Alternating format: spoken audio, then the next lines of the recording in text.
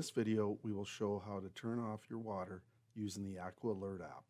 This function will only be available if you have the optional Aqua Alert ball valve installed. If you wish to shut off the water that runs through your softener for the entire home, simply press the water shut-off button located in the bottom left-hand corner of the app. And this caution notification will appear to confirm that you wish to close the ball valve.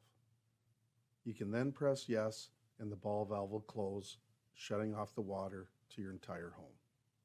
You'll now notice that the water turn off button has changed to water turn on and is gray. When you want to turn the water back on, simply press the water turn on button and this caution pop-up will appear.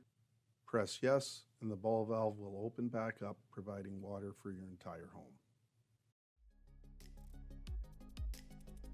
Visit us at www.canaturewg.com or call us toll-free at 1-877-288-9888.